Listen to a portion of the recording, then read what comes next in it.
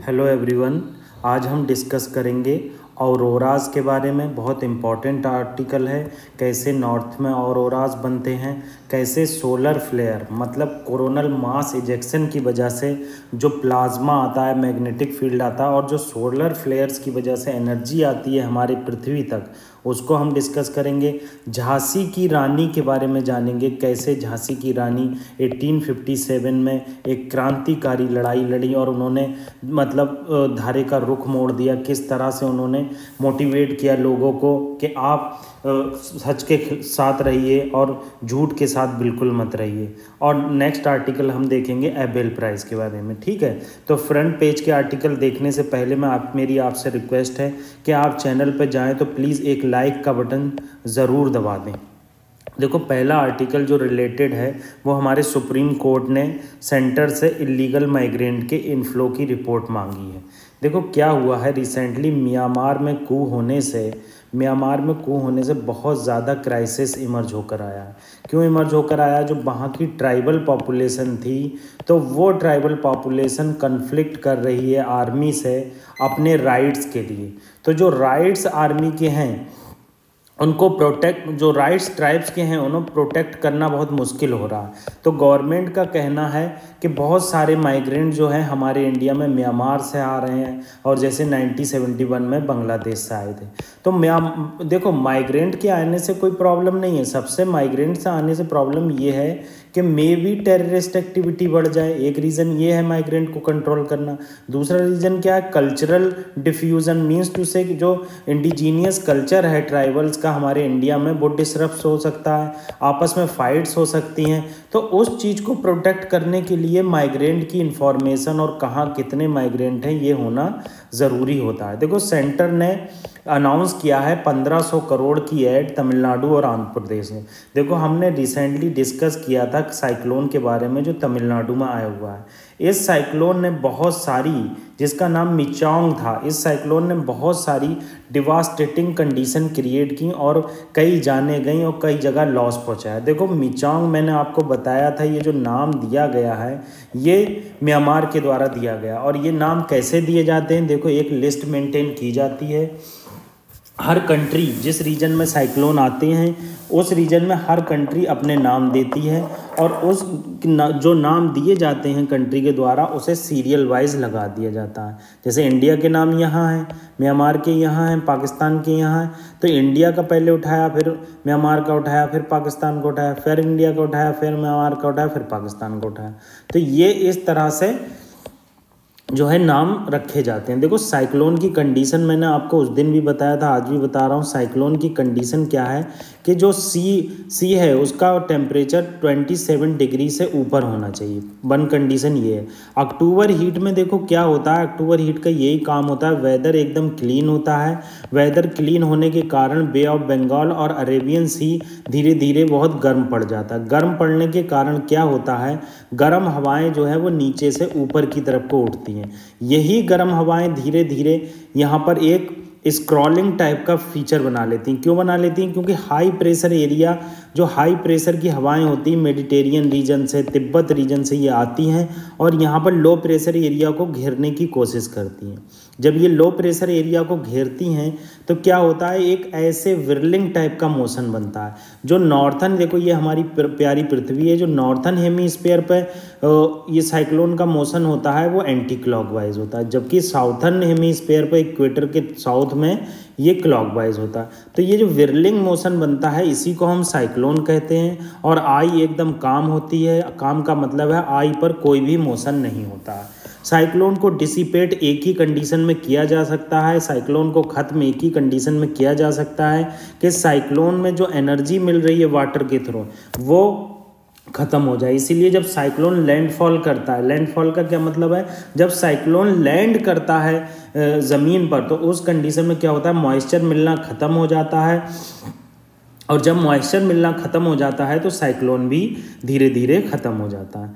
देखो, next article Jhansi की रानी के बारे में है। देखो, रानी लक्ष्मीबाई जी का जन्म 19 नवंबर 1828 को हुआ था और इनकी डेथ जो हुई थी 1857 की क्रांति के बाद 18 जून या 17 जून 1858 में हुआ था।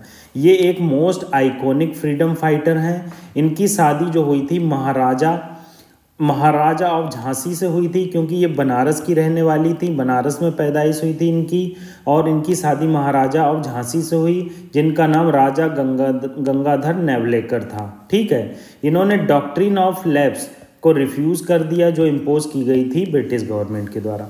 आप यहाँ 2-3 पॉइंट नोट कर लीजिए। डॉक्ट्रिन ऑफ लैप्स जो लाई गई थी वो लॉर्ड डलहौजी के द्वारा लाई गई थी। ठीक है, और इसको स्टॉप किया गया, डिसकंटिन्यू करा गया लॉर्ड कैनिंग के द्वारा। ये बहुत इंपॉर्टेंट पॉइंट है। अक्सर ये नहीं पूछता है कि डॉक्ट्रिन ऑफ लैप्स किसके द्वारा लाई गई थी, ये पूछता है डॉक्ट्रिन ऑफ लैप्स किसके द्वारा स्टॉप की गई। देखो डॉक्ट्रिन ऑफ लैप्स में क्या था, मान लीजिए ये राजा हैं किसी प्रोविंस के, प्रिंसली स्टेट के, ये रानी है, तो राजा रानी ने क्या किया, एक बच्चा एडॉप्ट कर लिया। ठीक है, अब क्या किया, British government doctrine of lapse ले आई। अब राजा डॉक्ट्रिन ऑफ लैप्स में क्या बताया गया कि आपका जो नेचुरल बच्चा है, मेल हायर नहीं है, अगर एडॉप्टेड चाइल्ड है और मेल हायर नहीं है, तो आपकी ज़मीन, आपकी सल्तनत ब्रिटिश गवर्नमेंट के अंडर चली जाएगी। ये चीज़ यहाँ पर बताई गई। आपको ये चीज़ अच्छे से पता होना चाहिए कि किस तरह से जो चीज़ें हैं वो एडॉप्टेड चाइल्ड से छीन ली जाती हैं। यही केस था रानी लक्ष्मीबाई का। क्या हुआ था, इनके हस्बैंड के जो एक बच्चा था वो बहुत कम मंथ में ख़त्म हो गया था, तो मौत से पहले राजा जो थे गंगाधर, उन्होंने एक बच्चा एडॉप्ट किया था अपने कज़िन का।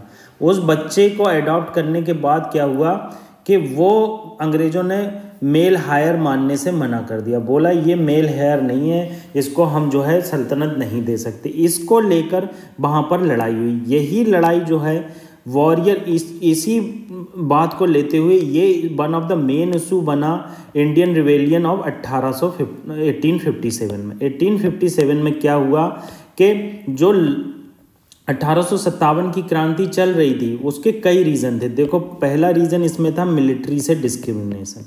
क्या होता था, जो मिलिट्री के जो पर्सन्स होते थे उनको पिग की चमड़ी के बने हुए वो दिए जाते थे कारतूत। ठीक है, और मुस्लिम्स को काऊ की, हिंदू को पिग की बनी हुई चमड़ी के दिए जाते थे, मुस्लिम को काऊ की बनी हुई चमड़ी के कारतूत दिए जाते थे। तो इससे क्या होता था, दोनों में डिवाइड एंड रूल की पॉलिटिक्स चल रही थी। तो 1857 की क्रांति एक रीज़न नहीं है कि जो मेल हायर है वो नहीं है, वो केवल one of the main reason male higher नहीं है। और भी बहुत सारे क्राइसिस हैं, जैसे मिलिट्री से डिस्क्रिमिनेशन, इनकम में डिस्क्रिमिनेशन, प्रमोशन में डिस्क्रिमिनेशन। ये डिस्क्रिमिनेशन झेलते झेलते जो बम फटा वो 1857 की क्रांति में फटा।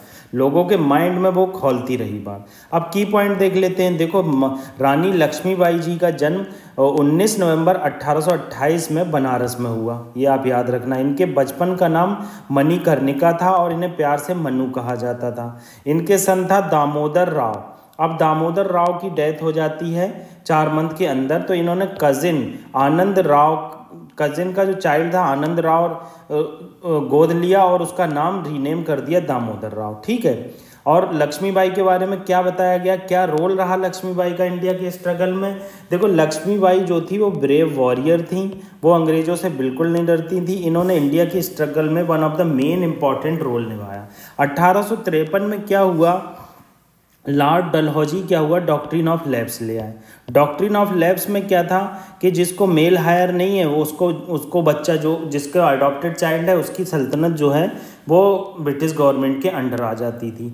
अब क्या बताया गया आगे, इंडियन नेशनल आर्मी ने क्या किया, फर्स्ट फीमेल यूनिट बनाई 1843 में रानी की झांसी के नाम से। ठीक है, झांसी की रानी के नाम से। डॉक्ट्रिन ऑफ लैप्स क्या है, एनेक्सेशन ऑफ पॉलिसी है, मैंने आपको बता ही दिया। लॉर्ड डलहौजी जिसका गवर्नर जनरल का शासनकाल 1848 से 56 रहा। एनी प्रिंसली स्टेट, मतलब कोई भी प्रिंसली स्टेट में अडॉप्टेड चाइल्ड है तो उसको जो है किंगडम नहीं दी जाएगी। आप ये याद रखना, जो first doctrine of lapse apply की गई थी वो 17 में की थी।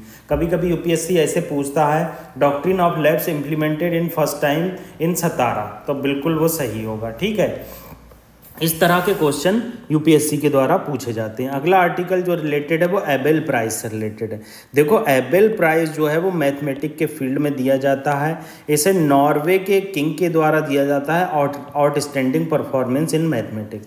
देखो मैं ये आर्टिकल क्यों डिस्कस कर रहा हूँ, यूपीएससी ऐसे पूछती है Abel prize is related to, मतलब एबेल प्राइज किससे रिलेटेड है, ऐसे 4 ऑप्शन डाल देगी। ये मैथमेटिक्स है, फिजिक्स है, केमिस्ट्री से, ठीक है, बायो से, तो मैथमेटिक्स सही होगा। तो इतने छोटे क्वेश्चन भी यूपीएससी के द्वारा डाले जाते हैं। तो आपको छोटा सा यहाँ लिख लेना है Abel prize is related to mathematics, ठीक है। ये one of the main important चीज़ है। अगला आर्टिकल जो रिलेटेड है, अब इसमें एक चीज़ और बताई गई, ये चीज़ और देख लीजिए, क्या किसी इंडियन को ये मिला है, तो एक इंडियन अमेरिकन सिटीजन है श्रीनिवासा वर्धना, उन्हें एबेल प्राइज़ मिला था 2007 में। उन्होंने थ्योरी दी थी, probability theory in particular for creating a unified theory of large deviation, ठीक है। अब अगला आर्टिकल जो बहुत इंपॉर्टेंट आर्टिकल है आज का, वो रिलेटेड है जियोमैग्नेटिक स्टॉर्म से। देखो एक चीज़ आप जान लो, जो हमारा अर्थ है, ये प्यारा अर्थ है हमारा, ठीक है, इस अर्थ पर नॉर्थन हेमीस्फीयर पर जो ऑरोराज आते हैं उसे ऑरोरा बोरियालिस कहते हैं। क्या कहते हैं? ऑरोरा बोरियालिस, ठीक है, बोरियालिस कहते हैं। और जो साउथ में आते हैं उसे कहते हैं ऑरोरा ऑस्ट्रियालिस, ठीक है, ऑस्ट्रियालिस। ये आप याद रखना। आप याद रख सकते हैं कि साउथ में ऑस्ट्रेलिया है, तो साउथ में जो ऑरोरा आते हैं उन्हें ऑरोरा ऑस्ट्रियालिस कहते हैं। तो आप यहाँ पर एक बात जान लो कि हम हर चीज़ डिस्कस करेंगे, मगर पॉइंट वाइज डिस्कस करेंगे। पहले आपको लगेगा कि ज्योमेट्रिक स्टॉर्म नहीं बताया, ये नहीं बताया, वो नहीं बताया, हम हर चीज़ डिस्कस करेंगे। अब क्या होता है, ये ज्योमेट्रिक स्टॉर्म ही क्या करते हैं, ट्रिगर करते हैं स्ट्रॉन्ग सोलर स्टॉर्म को, ठीक है। अब स्ट्रॉन्ग सोलर स्टॉर्म क्या होते हैं, उसमें चार्ज पार्टिकल होते हैं और ये सुपर चार्ज कर देते हैं हमारे नॉर्थन हेमीस्फीयर में जो गैसेस और मैग्नेटिक फील्ड पाई जाती है उन्हें। और जब ये गैसेस और मैग्नेटिक फील्ड जो सुपर चार्ज कर दी जाती हैं तो स्पेक्टेकुलर विजुअल बनता है, मतलब इस तरह का विजुअल हमें दिखाई देता है, जो अलग अलग तरह के कलर होते हैं, ठीक है। अब ऑरोरास क्या होते हैं, देखो पहले आप देख लो ऑरोरास क्या होते हैं। एक फेनोमेना है जो नॉर्थन हेमीस्फीयर पर कहलाती है ऑरोरा बोरियोलिस, साउथर्न पोल पर कहलाती है ऑरोरा ऑस्ट्रियालिस, ठीक है। इसमें क्या होता है, जो चार्ज पार्टिकल आते हैं सन से, वो अर्थ के मैग्नेटिक फील्ड से और एटमॉस्फेयर से टकराते हैं। जब जो चार्ज पार्टिकल सन से आते हैं, देखो जो चार्ज पार्टिकल सन से आते हैं वो एक 2 रीजन की वजह से आते हैं। एक होता है coronal mass ejection. Coronal mass ejection जो अर्थ पर होता है उसमें क्या होता है, प्लाज्मा रिलीज होता है और मैग्नेटिक फील्ड रिलीज होता है, ठीक है। और जो सोलर फ्लेयर्स होते हैं उसमें सोलर एनर्जी रिलीज होती है। अब ये दोनों चीज़ें कभी कभी एक साथ आती है, कभी कभी अलग अलग आती है। तो इन चीज़ों की वजह से क्या होता है, अर्थ का मैग्नेटिक फील्ड और अर्थ का एटमॉस्फेयर से इनके द्वारा इंटरेक्ट किया जाता है। इसी इंटरेक्शन से क्या होता है, एक ल्यूमिनस फेनोमेना डेवलप होता है। इसी ल्यूमिनस फेनोमेना को ऑरोरा कहा जाता है, ठीक है। ये चीज़ आपको पता होना चाहिए। ऑरोरा क्या होता है, ऑरोरा जो कंसिस्ट करता है वो गैसेस और पार्टिकल दोनों करता है। ये बहुत इंपॉर्टेंट है, कभी कभी इसमें यूपीएससी कंफ्यूज करती है कि ऑरोरा क्या होते हैं, जो पार्टिकल्स होते हैं वो सोलर फ्लेयर से टकराते हैं, तो इतना केवल आ जाएगा, तो आपका वहीं गलत हो जाएगा। ये ओनली पार्टिकल नहीं होते हैं, इसमें गैसेस होती हैं। जैसी जैसी गैसेस होंगी, जैसे ऑक्सीजन, नाइट्रोजन, उसी तरह से कलर होंगे। तो पार्टिकल और गैसेस के कॉम्बिनेशन से और सोलर फ्लेयर से आने वाली एनर्जी की वजह से जो चीज़ डेवलप होती है उसी को हम ऑरोराज कहते हैं। देखो यहाँ क्या बताया गया, collision of these particle with atmosphere release energy in the form of light, ठीक है। ये आपको पता होना चाहिए। Colour observe in aurora, colour जो होते हैं ऑब्जर्वर के वो गैस पर डिपेंड करते हैं और एल्टीट्यूड पर भी डिपेंड करते हैं। जो मैग्नेटिक स्टॉर्म और ऑरोरा बताया, देखो इन्होंने वही बताया मैंने जो बताया, कोरोनल मास इजेक्शन होता है, सोलर फ्लेयर्स आती हैं, उसकी वजह से क्या होता है, हमारा अर्थ का मैग्नेटिक फील्ड डिस्टर्ब होता है। यही इरप्शन ऑफ प्लाज्मा और मैग्नेटिक फील्ड, इन्होंने बताया कि कोरोनल मास इजेक्शन में प्लाज्मा और मैग्नेटिक फील्ड इरप्शन होता है और सोलर फ्लेयर्स में बर्स्ट ऑफ एनर्जी होती है। यही आके टकराती है और हमारे लिए एक ऑरोरा की कंडीशन प्रोड्यूस करती है। आप ये देख लो, ये सन है, अब सन से क्या होगा, ये सोलर विंड आएंगी, सोलर फ्लेयर्स आएंगी, जियोमैग्नेटिक स्टॉर्म आएगा। देखो जियोमैग्नेटिक स्टॉर्म आप समझ लो, ये बार बार वर्ड आ रहा है, जियोमैग्नेटिक स्टॉर्म क्या होता है। जियोमैग्नेटिक स्टॉर्म कुछ नहीं होता है, जो हमारे सोलर के पार्ट से क्या होता है, बहुत सारे पार्टिकल रिलीज होते हैं। अब यही स्टॉर्म क्या होता है, यही जो है अर्थ के मैग्नेटिक फील्ड तक पहुंचता है। यही अर्थ के मैग्नेटिक फील्ड के पहुंचने के बाद यहाँ पर ये डिसरप्शन पहुंचाता है, नॉर्थन पोल पर, साउथर्न पोल पर, मतलब ओवरऑल सभी जगह पहुंचाता है। मगर इसका डिसरप्शन जो लाइट की फॉर्म में देखने को मिलता है वो नॉर्थन और साउथर्न पोल पर मिलता है। ये अगर अर्थ की मैग्नेटिक फील्ड जब डिसरप्ट होती है तो इसकी वजह से क्या होता है, यहाँ पर ऑरोरा डेवलप होते हैं। अब आप एक चीज़ यहाँ ध्यान से देखना, जो सोलर फ्लेयर्स आती हैं और कोरोनल मास इजेक्शन होता है अर्थ के कोरोना से, इसकी वजह से क्या होता है, जो हमारे बहुत सारे सैटेलाइट होते हैं, नेविगेशन सिस्टम होते हैं, उन्हें कभी कभी बहुत ज़्यादा लॉस पहुंचता है। और इन लॉस की वजह से क्या होता है, जो हमारा जीपीएस है और बहुत सारे सैटेलाइट की वर्किंग है वो ख़राब हो जाती है। तो ये चीज़ आप याद रखना, ठीक है। तो हम ना आज ये इंपॉर्टेंट आर्टिकल आप यहाँ भी देख सकते हैं, वही चीज़ बताई गई कि ऑरोरा कैसे डेवलप हुआ। और आप लास्ट फिगर मैंने यहाँ पर दिखाया, इसमें भी देख सकते हैं कि कैसे ऑरोरा सैटेलाइट को डिसरप्ट कर सकता है, कैसे मैग्नेटिक फील्ड को डिसरप्ट करता है, कैसे डेवलप होता है। तो ये हमने आज इम्पॉर्टेंट आर्टिकल डिस्कस किए। आपसे हमारी रिक्वेस्ट है, गुजारिश है, आपको कोई प्रॉब्लम है कमेंट बॉक्स में बताइए। अगर आप कमेंट बॉक्स में नहीं बताते हैं तो हमारे चैनल पर बताइए, टेलीग्राम पर। अगर टेलीग्राम चैनल आपको नहीं मिलता है तो आप हमारे कमेंट बॉक्स में बताइए कि हम खोज नहीं पा रहे हैं। Thank you very much.